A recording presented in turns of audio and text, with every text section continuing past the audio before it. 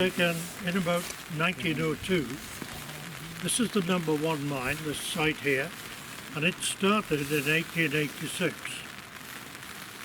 They discovered coal in the edges of the creek, in the banks, where the stream had eroded the rocks away down to the coal measures, so the geologists found coal when there was nothing in Canmore except maybe a half dozen houses. And so the mining company took over and started a mine here in 1886, the number one mine. And by 1902 it was in full operation. And this photo was taken standing back about 100 yards that way, looking this way. So we are standing now somewhere about here. Now the incredible thing to me is we didn't do any reclamation. They didn't at the time they mined. They didn't know what the word green meant. I mean, this was producing coal, it was employing people, it was good for the country and the town, and that's what mattered.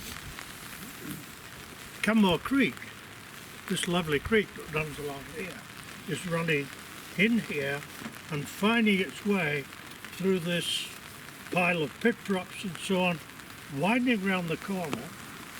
There's the corner, and this is that corner. This is where the Chinese workers live. And that is down just below where those townhouses are now. We're standing, as I say, about here. These were the offices. The lamp cabin was up here. You see that trestle? That's quite important. I'll take you to, if the weather's not too bad, we'll walk about 100 yards to where that trestle is. You can see the ropes coming down from the trestle. Those ropes are wire ropes going into the portal that is dipping at 55 degrees.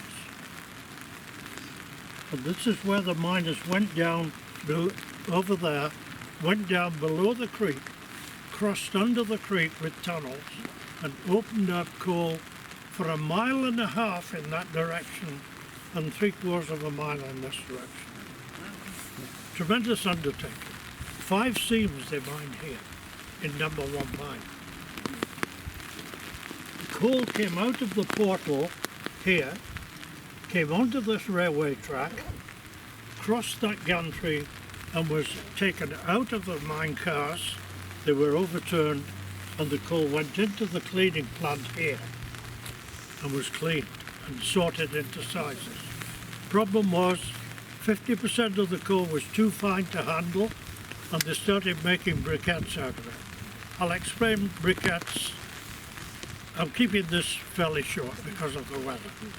But briquettes were a means of using fine coal and they were very, very efficient. In Toronto, I was in an antique shop with Avis, and we found a sign, Canmore Briquette, in Toronto.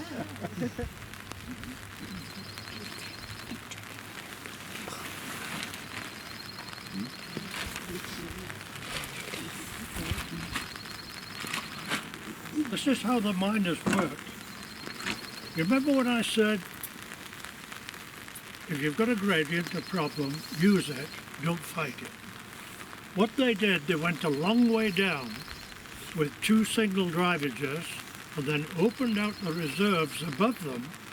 So this is the road on which they brought the mine cars in, and they're moving upwards, drilling with a hand drill like this, blasting, and 30 or 40% of that coal that's blasted goes down chute straight into the mine car.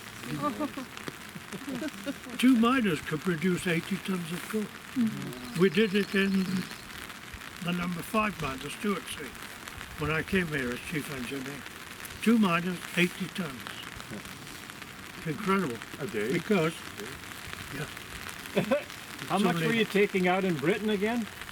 Per day? Per person? I was taking 5 tons. There you go. But by the time it had been handled and got to the surface, it was maybe 2 tons per man shift. Wow. That 80 tons came down to 3 or 4 tons. Yeah. Yeah. Nice. So I'm going to cut this short because I would like to take you up just about 100, 150 yards up there. So if you don't mind, we can put this, take this from you.